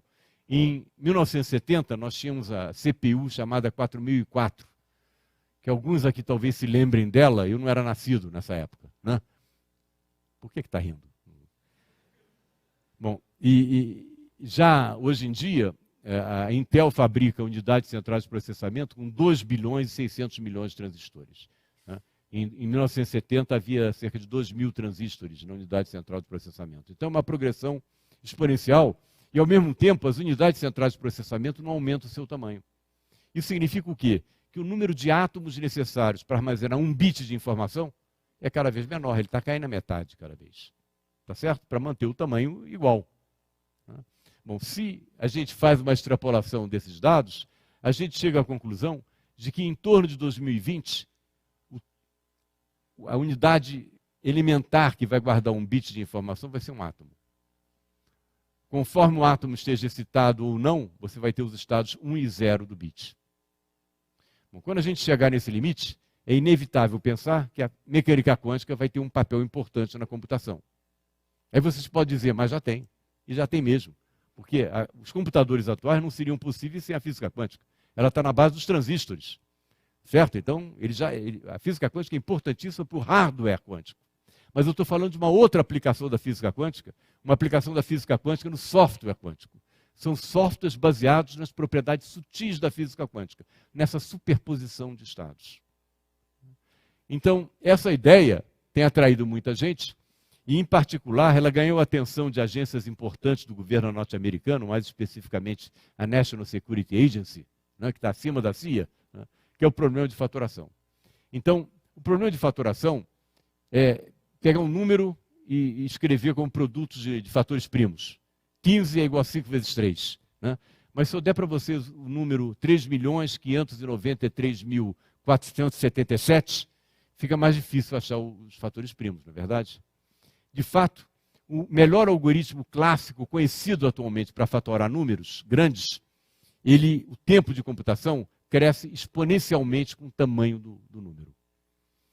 Isso explica porque que o algoritmo de fatoração de números grandes é a base de um método de codificação de informação muito usado atualmente, que é o chamado método RSA. É um método que é usado, por exemplo, quando você se comunica com o seu banco através da internet, chamado método de chave pública. Em 1994, Peter Shor, um matemático que trabalhava nos laboratórios da AT&T, American Telephone and Telegraph Corporation, nos Estados Unidos, que era onde estavam os laboratórios da Bell, anos atrás. Ele mostrou, Peter Shor, que através de um computador quântico, usando o princípio da superposição quântica, você conseguiria fatorar um número grande num tempo que cresce quadraticamente com o comprimento do número e não mais exponencialmente com o comprimento do número. Isso significa um ganho exponencial de velocidade. Significa também que quem fizesse esse computador quântico poderia quebrar todos os códigos atuais. A partir daí começou a vir dinheiro para essa área. Outro resultado que foi encontrado logo depois do Peter Shor se refere à busca em banco de dados. Você quer encontrar um dado, por exemplo, você quer encontrar um telefone num catálogo telefone. Encontrar um nome é fácil, porque os catálogos estão em ordem alfabética. Mas alguém te dá um número, você quer encontrar qual a pessoa que tem aquele número telefônico. Se você tem N dados, você, se tiver sorte, vai ser a primeira pessoa, se tiver azar, é a última. Em média, o número de buscas é N sobre 2. Usando um computador quântico, você consegue fazer um número de buscas que é proporcional à raiz quadrada do número de dados, e não linear no número de dados. Se você tiver 1 milhão de dados, um computador clássico vai precisar de 500 mil buscas, mais ou menos. O computador quântico faz isso em 1000 buscas. De novo, chove dinheiro. Por quê? Porque busca em banco de dados pode ser, por exemplo, reconhecimento de faces num aeroporto, em uma cidade importante de um país desenvolvido. Né? Você quer ver se localiza uma certa pessoa lá. Né? Então, isso é busca em banco de dados. E é preciso localizar rápido, tá certo? Então, são aplicações belicosas que não me interessam particularmente. De fato, eu estou muito mais interessado nessa aqui, né? Que é a utilização de computadores quânticos para simulação de sistemas quânticos. Se você tem um sistema de spins, spins podem estar em 2 estados, para cima ou para baixo. Digamos que você tenha N spins e uma certa interação entre eles. Você quer ver a dinâmica desse sistema. Quantos estados você precisa armazenar num computador clássico? Bom, cada spin pode estar em 2 estados. 4 spins, tem 4 estados disponíveis, né? 3 spins, 8 estados. N spins, 2 elevado a N estados. Pegue 40 spins. São 2 a 40 estados que você tem que armazenar na memória do computador. Com qubits, com computadores quânticos, você lida com N objetos, em vez de 2 elevado a N estados. Tá certo? Então, o ganho é exponencial. E já há demonstrações fantásticas de computação quântica, como essa, por exemplo, que foi publicada na Nature em 2011, né, que é um simulador de sistemas quânticos abertos, né, com íons em armadilha. Né. Bom, papel dos matemáticos, dos cientistas de computação, desenvolver algoritmos. Papel dos físicos, procurar sistemas que sirvam para construir computadores quânticos. E aqui vai vir uma espécie de zoológico de sistemas variados. Tem as armadilhas de íons que eu mencionei, pontos quânticos, junções Josephson, que são materiais supercondutores, ressonância magnética nuclear. Olha, isso dá para entender bem. Isso é o seguinte, é um tubo de ensaio com moléculas dentro. Você manipula essas moléculas com campos de radiofrequência. E com isso você consegue fazer computação entre os spins dos átomos que fazem parte dessa molécula. Usando esse sistema, foi demonstrado pelo Isaac Schwang, que estava na IBM nessa época, a fatoração do número 15 usando o algoritmo lá do Peter Shor, que é o algoritmo de computação quântica. E ele demonstrou experimentalmente que 15 é igual a 5 vezes 3. Que maravilha, né? Que bom, né? Que alívio, né? Com um certo erro experimental, porque... Né? Bom, outro sistema também, que é o sistema dos sonhos da Intel e de outras empresas, é o silício com impurezas. É o sistema dos sonhos, porque eles já têm a tecnologia do silício, eles adorariam fazer computadores quânticos baseados em silício. Mas todos esses sistemas têm um grande inimigo comum. E esse inimigo comum é o ambiente. É o mesmo ambiente que transforma gatos de Schrödinger em alternativas clássicas, que transforma um gato morto e vivo em um gato morto ou vivo. Porque os computadores quânticos são o quê? São superposições de estados de um grande número de partículas, como era o gato de Schrödinger. Tá? Superposição de grande número de partículas que pode estar em 2 estados simultaneamente. Assim são computadores quânticos. Então, assim como o gato de Schrödinger, o caráter quântico deles é rapidamente destruído pelo ambiente, e eles são rapidamente transformados em computadores clássicos. Então, o problema de estudar o efeito do ambiente nesses computadores virou muito importante. Para nós foi uma porta de entrada na computação quântica, porque a gente já discutia esses problemas antes, como, por exemplo, no experimento de Paris, né, do gato de Schrödinger, tá certo? Então foi uma porta de entrada e nós resolvemos então fazer experimentos sobre isso em nosso grupo, lá na Universidade Federal do Rio de Janeiro. E, de certa forma, transferindo o experimento de colaboração entre teoria e experimento da França para o Brasil. Né? Então nós temos um grupo lá de experimentais de primeira linha, Paulo Henrique Souto Ribeiro, Steve Walborn, e com os quais nós colaboramos muito, a ponto de, por exemplo, alunos meus que fazem tese de doutorado teórica comigo, de vez em quando eu mando eles lá para o laboratório, vai para lá, vagabundo, né? Vai olhar aqueles experimentos, mexer nos experimentos, e eles têm participado também de experimentos no laboratório, e com muita alegria, porque eles participam da proposta do experimento, participam dos cálculos teóricos, né? Depois vão lá trabalhar no experimento e a gente vê aquele negócio saindo, né? Da teoria até o experimento, né? Então é muito bonito, né? É uma experiência para eles muito enriquecedora. Então, aqui é um intervalo para os comerciais, perdoe-me, propaganda do nosso grupo, né? Então, esses são 2 artigos que foram publicados com esse tipo de colaboração. Esse artigo fala da morte súbita do emaranhamento sob a ação do ambiente. O Marcelo Almeida era um pós-doc no nosso grupo, foi aluno de doutorado do Paulo Henrique Souto Ribeiro. Steve Walborn é outro experimental que, junto com Paulo Souto Ribeiro, construiu esse laboratório de ótica quântica. Fernando de Mello, Malena Hormeil, alunos meus de teoria, o Alejo Salles, aluno do Ruiné Matos de teoria. Mas eles estavam nos dois, estavam fazendo teoria e também acompanhando o experimento, né? E esse outro artigo mostra a dinâmica do emaranhamento sob a ação do ambiente, que nós conseguimos estudar também com aqueles fótons gêmeos, né, no laboratório lá da nossa universidade. Então, para finalizar, e antes que eu seja expulso aqui pelos organizadores, ou que saiam todos da sala, né, e me deixa aqui feito uma... Ou então que tenho que me abater a tiros, né, que você abate a tiros, né, o palestrante. Né? Então, é importante notar que essa física, que eu diria tão contrária à nossa intuição, né, com resultados tão espetaculares, que intrigaram tantos cientistas famosos, né, ela é uma física que tem tido resultados impressionantes, pois ela cobre mais que 60 ordens de grandeza. Ela se aplica às chamadas supercordas, que existem, são previstas, de fato ninguém ainda confirmou que existem, mas são previstas existir numa distância da ordem de 10 a menos 35 metros, e que seriam constituintes elementares hipotéticos do universo. Até distâncias da ordem de 10 a 26 metros, que são distâncias cósmicas, onde têm sido observadas flutuações quânticas no universo. Então, é uma física extremamente bem-sucedida, que consegue prever valores de constantes fundamentais com 12 casas decimais. É impressionante, né, o que a física quântica tem feito. E, no entanto, há ainda importantes problemas em aberto. Ela tem tido aplicações também e uma influência muito grande no nosso cotidiano. Ela é usada na medicina, e aqui em São Carlos vocês conhecem isso muito bem, né, que tem uma física médica aqui bastante desenvolvida, né, para tratamentos de pele, odontologia, etc. Discos lasers, como vocês sabem, essa é a parte só de laser. Né? Leitores de código de barra, né? Unidades centrais de processamento de computadores, ela está lá nos transistores, né? Nos elementos de computação. Na ressonância magnética nuclear, que é usada em hospitais e que hoje em dia permite acompanhar em tempo real a dinâmica do cérebro, isso é espetacular. Né? Você mostra uma fotografia para uma pessoa e a ressonância magnética nuclear está vendo as modificações do cérebro, enquanto a pessoa olha aquela fotografia ou recebe uma notícia. Né? É usada também para construir relógios atômicos que têm precisão de 1 segundo em 10 milhões de anos e que estão na base dos atuais GPS, né, que precisam de uma marcação de tempo muito precisa.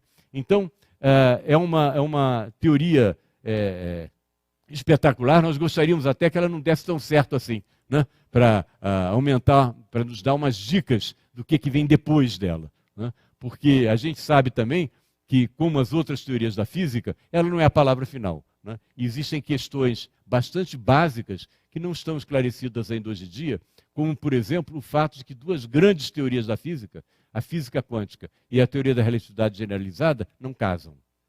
Não existe ainda uma teoria consistente da gravitação quântica. Então, nós temos muito, como eu mencionei, ao desafio de entender emaranhamento de muitas partículas. Enfim, felizmente para os jovens, há muitos desafios por aí. E, de certa forma, a bandeira está com vocês, né? Porque os desenvolvimentos futuros dessa área e as grandes revoluções que certamente ainda estão por ocorrer vão depender de jovens como vocês. Quando a física quântica foi desenvolvida, o pessoal que trabalhava com ela tinha 20 e poucos anos. Né? O Schrödinger era mais velhusco, tinha 33 anos na época. Né? Mas Einstein, Dirac, Heisenberg, 23 anos de idade. Né? E é nessa idade que a mente está aberta, né, para revolucionar o conhecimento humano. Eu deixo com vocês aqui essas referências em português, que vocês podem ler, artigos publicados na Ciência Hoje, esse livro que é fantástico, sobre a ciência e a vida do Albert Einstein, do Abraham Pais, e esse endereço aqui na internet, que tem várias fotografias, como aquela que eu mostrei para vocês, do curral eletrônico, né, que mostra as ondas de elétrons.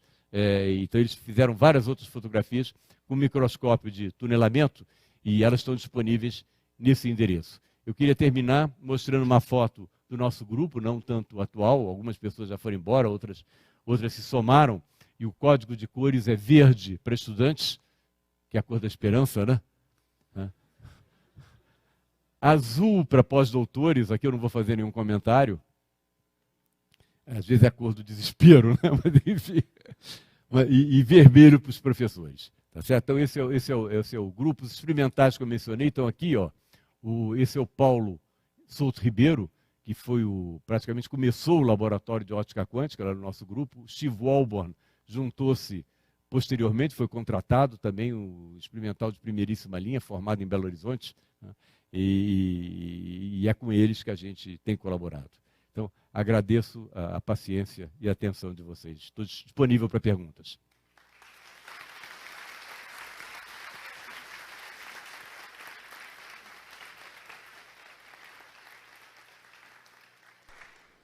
Ok. Então, abrimos para perguntas, comentários, o que seja. Você falou que o problema de ter um estado superposto, por exemplo, do fóton, é que o ambiente ele interagindo com o ambiente é que perderia a superposição. Por quê? Por que a interação com o meio faz o estado superposto deixar de ser observado? Muito bem. Então, a explicação não é, digamos, direta, mas eu posso lhe dar qual é a explicação. Basicamente, o que ocorre é o seguinte, quando você tem uma superposição de dois estados, eles interagem com o ambiente. Vou lhe dar um exemplo, começar com um exemplo muito simples. Digamos que a gente tem aquela cavidade que está numa superposição, né, de luz, de cavidade com luz e cavidade sem luz, tá certo? O que significa ela interagir com o ambiente? A gente pode imaginar um tipo simples de interação, que é ela perder fótons para o ambiente. O espelho não é tão bom, né? Não consegue guardar fótons lá dentro, isso é verdade, os fótons acabam saindo. Isso determina o tempo de vida deles, tá certo? Pode ser até da ordem de 1 segundo. Então, um fóton pode sair. Se sai um fóton, a gente sabe que a cavidade está acesa, né? Porque se ela tivesse apagada, não saía fóton algum. Tá certo? Então, a perda de um fóton é suficiente para dar para quem está fora da cavidade, para o próprio ambiente, uma informação sobre o estado do campo na cavidade, que deixa de ser uma superposição para ficar bem determinado. Em outras palavras, o ambiente fez uma medida sobre o sistema, não é verdade? E descobriu que o estado não é mais uma superposição. Então, uma maneira de dizer, de falar sobre a influência do ambiente, é exatamente essa. A medida sobre um sistema não precisa ser feita pela gente, pode ser feita pelo ambiente. Quer ver um exemplo fantástico disso? Uma vez, o Einstein estava caminhando com Abraham Pais, que é um biógrafo do Einstein, daquele livro, né, Sutil é o Senhor, né? E de repente perguntou para o Abraham, o Einstein não gostava nada daquela teoria do Heisenberg, que dizia que você só pode falar da posição de uma partícula se você medir a posição. Né? Mesma história da medida, né, determinando a propriedade. Então o Einstein estava andando com o Abraham Pais e de repente olhou para o Abraham Pais e disse assim, você realmente acredita que a gente só pode dizer que a Lua está lá quando a gente olha para ela? Tá certo? Porque para a gente dizer que a Lua está lá tem que fazer uma medida de posição, né? Mas eu não estou olhando para ela. De fato, você pode mostrar que se a Lua estivesse no vácuo, não bem a Lua, mas tem um satélite de Júpiter, que tem um movimento dinâmico, que é caótico, você pode mostrar que se não houvesse ambiente, se ele tivesse protegido do ambiente, ele ficaria deslocalizado quanticamente num período de 20 anos. Em outras palavras, ele ficaria como aquela nuvem em torno do núcleo atômico, imagina, né? Completamente deslocalizado. Em outras palavras, a dinâmica clássica não conseguiria prever exatamente onde é que ele estaria. Tá certo? Bom, com a Lua, aconteceria uma deslocalização semelhante, mas não em toda a órbita, tá certo? Ela não ficaria bem localizada, porque seria um objeto quântico. No entanto, pode-se mostrar que o espalhamento de um único fóton do ambiente localiza a Lua. Basta um fóton ser espalhado pela Lua para localizar a posição dela. A localização é um processo muito eficaz para sistemas grandes. E veja que quem está medindo, quem está olhando a Lua agora, não somos nós, é o ambiente. É um fóton que foi espalhado para a Lua, não precisa atingir os nossos olhos, basta a interação da Lua com o ambiente para localizá-la. Então, basicamente é isso. Quando o sistema interage com o ambiente está, de fato, fazendo medidas sobre o sistema, e as medidas tendem a remover essa deslocalização. Então, essa é a ideia por trás dessa interação com o ambiente. Interagir com o ambiente está contando também a interação com a Terra gravitacional? Não necessariamente, não. Está contando, por exemplo, interação com partículas que fazem parte do ar. Né? A interação gravitacional ela pode ter um efeito no sentido que ela atua de maneira diferente sobre cada partícula componente do corpo, tá certo? E aí ela pode destruir realmente a coerência entre elas. De maneira mais explícita, se você tratar a interação gravitacional classicamente, você não vai ver isso, tá certo? Mas se você considerar que a gravitação é um fenômeno quântico também, e que a interação do corpo com a gravitação é uma interação com outro sistema quântico, que também está fazendo medidas naquele sistema, então a gravitação causa uma descoerência. Pergunta importante, será que nós podemos ver isso em laboratório? Isso já foi previsto pelo Penrose, de fato, que propôs um experimento para determinar a influência da gravidade na perda de coerência, na transformação de superposições quânticas em alternativas clássicas. Esse experimento está sendo tentado na Califórnia. A ideia é colocar um espelho, que tem uma massa grande, né, num pêndulo, e colocá-lo numa superposição de duas posições. Ele é uma espécie de gato de Schrödinger, que é grande, mas não trópico, né? Ele é um sistema que a gente chama de mesoscópico, tá certo? Como ele tem uma massa razoável, a ação do campo gravitacional sobre ele vai ser razoável também. Em termos mais específicos, a ideia é a seguinte: se o espelho estiver aqui, segundo a gravitação, a relatividade generalizada, ele deforma o espaço em torno dele, nessa posição. Se ele estiver aqui, ele vai deformar o espaço nessa posição. Se ele estiver numa superposição das duas posições, ele vai gerar uma superposição de deformações do espaço, que vão produzir o desaparecimento, que representam basicamente medidas da posição do espelho, né? O espaço se deforma aqui, o espelho está aqui. Se deforma aqui, o espelho está aqui, né? Então o espaço está medindo o espelho, espaço-tempo, né? E com isso você prejudica a superposição quântica, né? Esse argumento que eu dei é o que a gente chamaria tipicamente de argumento semiclássico, né? A gente está usando relatividade generalizada sem quantizar a gravitação, tá certo? O argumento mais correto seria quantizando a gravitação, e aí o campo gravitacional está medindo o sistema e provocando uma perda de coerência que seria fundamental na natureza, né? Porque a gravitação está sempre lá. Tá certo? Então isso é objeto de experimento pelo um físico chamado Baumeister, que eu considero um experimental extremamente corajoso. Porque planejar um experimento desse tipo precisa muita coragem. É um experimento muito difícil, porque você tem que eliminar todas as outras fontes de perda de coerência, né, para localizar o efeito do campo gravitacional. Mas a sua pergunta tem fundamento total, é uma boa pergunta e realmente é uma questão que se coloca agora. Um experimento alternativo, também comentado pelo Penrose, é refazer o experimento de Young, aumentando o tamanho dos átomos. Por exemplo, foi feito esse experimento com fullerenos. Isso mesmo. E a ideia é que para um certo tamanho de massa deveria ser destruída o entanglement. Isso mesmo. Eu gostaria que você comentasse, existe algum limite? O Penrose até diz que pode estar relacionado com o graviton. Isso. E na hora que o tamanho microscópico tem a massa de um graviton, whatever it is, se quebraria a coerência. Isso. Gostaria que você comentasse sobre isso. Claro, então, foi muito bem lembrado. Esses experimentos têm sido realizados pelo Zeilinger, na Áustria, realmente com moléculas de carbono 60, né? Então são moléculas grandes. Ele vê interferência e ele quer, mas ele tá, o interesse dele é curioso. Ele não tá, eu não sei se ele está tão interessado em determinar o efeito da gravidade, talvez pelas ordens de grandeza envolvidas que não são muito favoráveis, mas ele tem umas ideias ousadas, muito curiosas. Uma das ideias dele, por exemplo, é o seguinte: ele já fez com molécula de carbono 60, né? Ele agora quer fazer experimento de interferência com vírus. Sabe por quê? Porque é um sistema com vida. E a questão é o seguinte: um sistema vivo está numa superposição de dois estados. Onde é que está a vida? Está nessa posição, está naquela posição, está nas duas? Como é que é essa história de você combinar essa superposição quântica com a ideia de vida? E claro que aí você entra num barato, né? na linguagem dos jovens, né?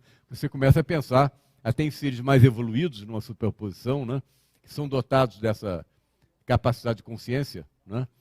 de si mesmos, né? E o que acontece se você está numa superposição, né? Enfim, ele está interessado nesse tipo de questão, né? E está dizendo que vai fazer experiência de interferência com vírus, né? Mas enfim, também não sei se a experiência dele vai responder essas questões mais profundas. É verdade, a massa do vírus é muito maior que a do fuleriano, então pode ser até que chegue num limite mais favorável. Já tem o microfone aqui. Tchau. Professor, quando você falou, eu esqueci o nome que em 66 falou que não eram variáveis escondidas, como que isso foi provado? Tá ótimo. Então, em 1964, isso mesmo. 64, então, assim, mas depois foi feita a experiência posteriormente, né? Em 1964 foi o trabalho do John Bell, o trabalho do Alain Aspect foi de 86, se não me engano. O que o John Bell mostrou é o seguinte. Ele considerou polarizações, por exemplo, vamos dar esse exemplo, que foi o que o Alain Aspect fez, né? Polarizações de átomos ou de fótons, tá certo? Então, como eu mencionei antes, você pode produzir estados que têm uma propriedade global, que é a propriedade de ortogonalidade das polarizações. Você não tem nenhuma ideia sobre a polarização de cada fóton. Se você detectar esse fóton polarizado verticalmente, você descobre que o outro está polarizado horizontalmente, o que mostra que tem uma correlação entre elas. Mas isso, por si só, não prova que essa correlação é quântica, porque você pode perfeitamente construir sistemas clássicos em que você sorteia, né, se vai produzir o sistema assim ou assim, né, e aí você produz essa correlação. Essa correlação que eu mencionei até agora é uma correlação puramente clássica. A ideia do John Bell foi o seguinte: vamos fazer medidas um pouco mais sofisticadas.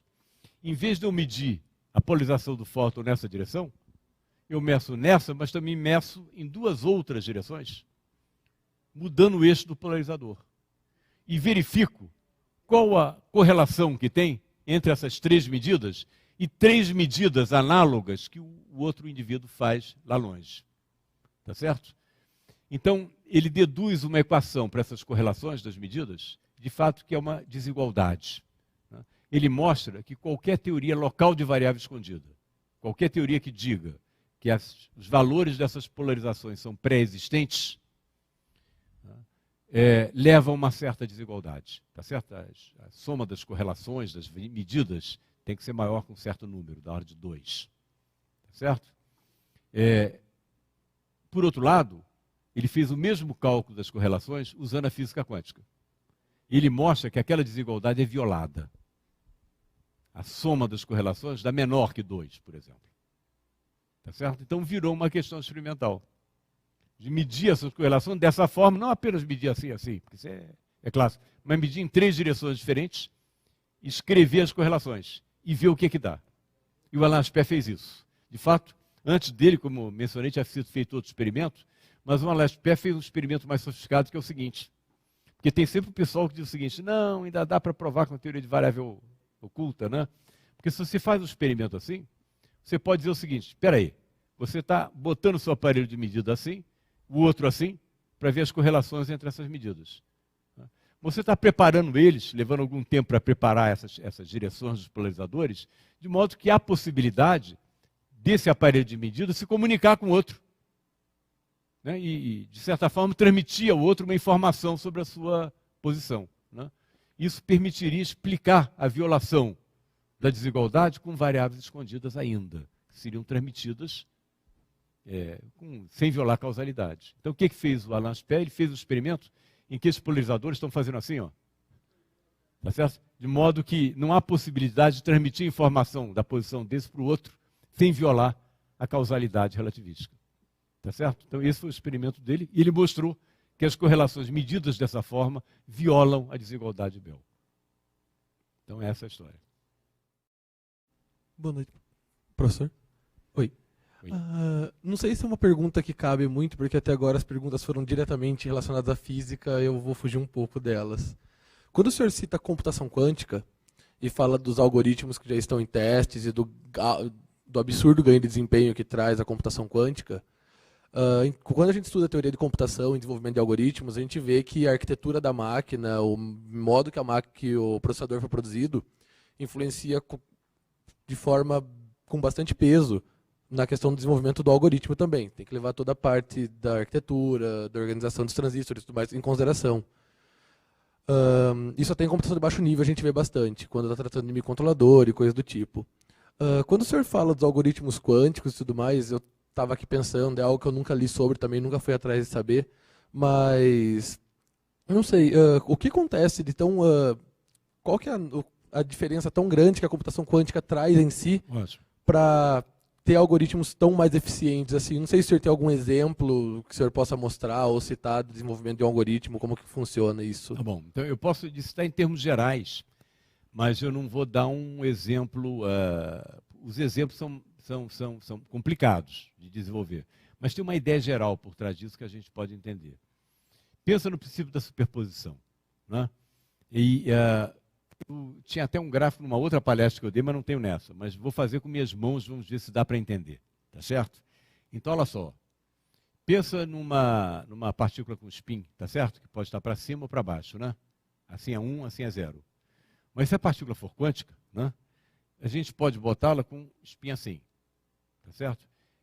Esse spin, você escreve, o estado desse spin é a soma dos estados 0 e 1. É como, em caso de polarização é fácil entender, olha aqui, você tem V e H, não tem? Você pode botar o fóton assim, não pode? Com a polarização assim? Essa polarização, vetorialmente, é a soma desse vetor com esse, não é não? Então, em mecânica quântica, a gente diz que o estado desse fóton é a soma de H com V. Tá certo? Então, você tem 5... De fato, se você botar o polarizador assim, né, com os eixos assim, digamos, você tem 50% de medir o fóton com polarização para cá, 50% de chance de medir com polarização horizontal. Ele está inclinado. Tá bom? A polarização daqui. Muito bem. Então, digamos que você bote um fóton, em vez de falar de spin, nessa com a polarização inclinada. Essa polarização você pode escrever como H mais V. Tá certo? Vamos chamar H de 0, V de 1. Isso é 0 mais 1. Pegue agora 2 fótons e escreva eles assim. Qual é o estado desse sistema de 2 fótons? É o produto dos 2 estados. A física quântica te diz isso. Então, esse estado é 0 mais 1 vezes 0 mais 1, né? Quanto é que dá 0 mais 1 vezes 0 mais 1? Usa as regras de multiplicação. Isso é igual a 0, 0, mais 0, 1, mais 1, 0, mais 1, 1, não é não? Você que é da área de computação, deve reconhecer nesses índices a representação binária dos números de 0 a 3. 0, 0, 0, 1, 1, 0 e 1. Então, a gente está representando quantos números aí? 4, não é isso? Com quantos fótons? 2 fótons. Se a gente tiver 3 fótons, a gente vai ter o quê? 0, 0, 0 mais 0, 0, 1 quando fizer o produto. A gente vai estar representando quantos números? 8 números, com 3 fótons. Se a gente tiver n fótons, a gente representa 2 elevado a n números com n fótons, não é verdade? Bom, esses números são todos os números, não é verdade? Representados digitalmente entre 0 e 2 elevado a n menos 1. Considere que esses números são entradas num computador quântico. Você quer fazer uma computação, você tem que ter um input, uma entrada. A entrada é um desses números, tá certo? Mas agora você tem um estado desse conjunto de n fótons em que você tem a superposição de todas as entradas possíveis. Não é verdade? E, portanto, a computação é uma transformação que você vai fazer sobre esse estado. E que você vai fazer essa transformação simultaneamente sobre todas as entradas possíveis. Em outras palavras, o que você está fazendo aí é uma computação em paralelo por excelência. A física quântica se presta à computação em paralelo, graças ao princípio da superposição. Porque você superpõe números ou entradas diferentes do computador quântico. E esse é um dos elementos que acelera a computação clássica. Você não tem que botar um número, depois outro. Você bota o estado naquela situação, aplica a transformação nele, que é a computação. E ela é realizada simultaneamente sobre todas as entradas. Então, esse é um dos fatores que aceleram a computação quântica. Luiz, num determinado momento da sua palestra, você afirmou uma certa ênfase de que a mecânica quântica não era uma teoria completa. Não é? Eu disse que o Einstein dizia isso. Segundo Einstein, é uma teoria não completa. Por quê? Porque não consegue prever o valor daquelas variáveis escondidas que determinariam o sistema. Eu não concordo com essa afirmação, não. Ah, você não concorda? Não concordo. Você não concorda? Não. Não é? Mas por mais que tenha havido progressos, não é? em todos os testes que a mecânica quântica tem sofrido. Não é? E ela tem respondido há mais de quanto? 70 anos, pelo menos. Vem respondendo a todos os desafios. E, mesmo assim, tá certo, a nossa imaginação sempre fica, não é, sendo violada, e a gente sempre questiona até que ponto ela vai resistir. Você acredita que ela é suficientemente bem estabelecida hoje para dizer, olha, vou resistir para sempre? Não, isso eu não acredito. Não acredito pela história da ciência. A gente nunca teve uma teoria que resistisse para sempre, não há razão para considerar que a física quântica vai resistir para sempre. Eu acredito que, assim como a física clássica, ela resiste ainda, desde que você aplique no domínio de validade dela, né? E a física quântica tem seu domínio de validade também. Digamos que você vá para regimes de energia, né, em que você começa a ver, digamos, a estrutura discreta do espaço-tempo, né? Comprimento de Planck, tá certo? Há alguma razão para acreditar que a física quântica vai valer nesse regime? Eu acho que não. O espaço não vai ser contínuo. A mecânica quântica é baseada em equações diferenciais, que prevêem a continuidade do espaço-tempo. Por que eu vou acreditar que a mecânica quântica vai descrever, né, um espaço discreto? Então, esse seria o limite dela. Pode ser que esse seja o limite. Quer dizer que em 10 a menos 35 ela vale ainda. Isso. Isso aí. Pois é, isso de fato é uma pergunta que eu já fiz para teóricos conceituados de teoria das cordas. Certo? Eu adoro fazer essa pergunta para eles, né? Witten, né, inclusive, que teve lá no IMPA, né? Que é o seguinte, pô, legal, essa teoria é espetacular, a teoria das cordas, né? Não prevê tudo, tem vários problemas, né? Agora, eu não entendo como é que vocês estão aplicando teoria física quântica nessa região, porque realmente quando eles olham os modos das cordas, membranas, é física quântica, normal, né? O que me leva a crer que nessas dimensões vale a física quântica? A resposta padrão, que é honesta, é a seguinte, olha, não sabemos fazer de outra maneira. Então você explora os limites de validade. Tudo bem. Né? Tudo bem. Há ferramentas ou medidas para medir a superposição? É que eu não sou da área, então não conheço. Tá bom. Ah, sim. Então, olha, uma das ferramentas é o próprio experimento tipo Young. Né? Como você tem interferência, que é o experimento que eu discuti aqui, como a interferência mostra que os átomos, por exemplo, a experiência de Young feita com átomos, mostra que eles estão numa superposição. Tá? Outra, de dois caminhos, né, que passam pelas duas fendas, seria isso. Tá? Senão não se produziria interferência. É uma medida indireta, não tá certo? Não direta, mas mostra que eles teriam que estar na superposição para produzir a interferência. Mesma coisa com o experimento que eu mencionei que foi feito em Paris, experimentos tipo gato de Schrödinger, né? Em que, passando um átomo pela cavidade, fazendo esse átomo interferir com um campo eletromagnético lá dentro, e medindo o átomo depois, você pode mostrar que o campo lá dentro está numa superposição. Você mostra como, fazendo a teoria disso, mostrando que a medida que você obteve é compatível com superposição e não com uma alternativa clássica. Tá certo? Então é interessante que, de certa forma, não é uma medida direta sempre. Você está sempre medindo, isso também leva a uma reflexão sobre o que significa realmente a física quântica. A física quântica prevê correlações e probabilidades condicionais. Em outras palavras, qual a probabilidade de medir um objeto numa certa posição se você o preparou de outra maneira? É uma probabilidade condicional, não é condicionada à preparação. Né? Esses são resultados da física quântica. Né? E, portanto, para você testá-los experimentalmente, você está testando o quê? Probabilidades condicionais e correlações. É isso que você testa. Tá certo? Mas para testar você precisa calcular isso, né? Tá certo? Você calcula isso. Né? Então tem um conceito por trás desses experimentos. Não é uma observação empírica que vai te produzir essa superposição. Né? É um experimento que, como é o caso em física, né? Envolve uma conceituação por trás. Naquele experimento que os japoneses fizeram, acho que foi os japoneses que têm a dupla fenda, eles passam átomos um a um através da fenda. Você disse que se você iluminar para ver por onde o átomo está passando, o fóton interage e você não tem mais padrão de difração. Se, por exemplo, você passar íons, no momento em que esses íons desaceleram para se colidir com a placa no fundo, eles emitem radiação eletromagnética. Se você colher essa radiação e verificar por onde ele está passando, o que vai acontecer? O padrão vai continuar ou não vai ser? Soube também. Se a radiação eletromagnética for suficiente para localizar os íons, você pode mostrar que a emissão de radiação provoca um recuo do íon, conservação de momento. O fóton que sai com o momento, o íon tem que recuar. Tá? Pega uma pedra, fique numa superfície de gelo e atire a pedra, você recua, né? Tá certo? Ou pega uma bola e joga, ou pega um revólver e atira, o revólver recua, né? Então o átomo recua, e recua aleatoriamente.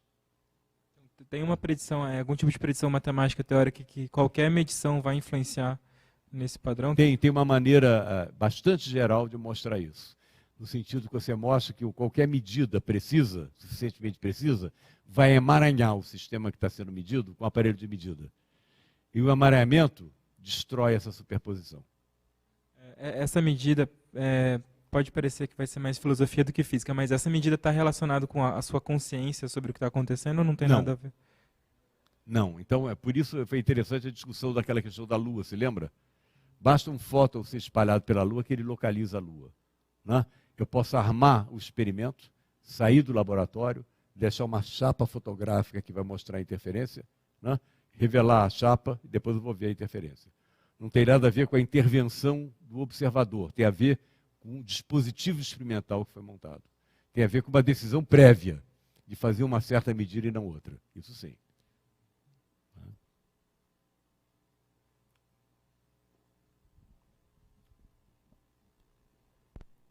Alguma outra pergunta? Algum comentário? Não? Bom, então vamos agradecer mais uma vez ao professor Luiz Davidovich por essa excelente palestra.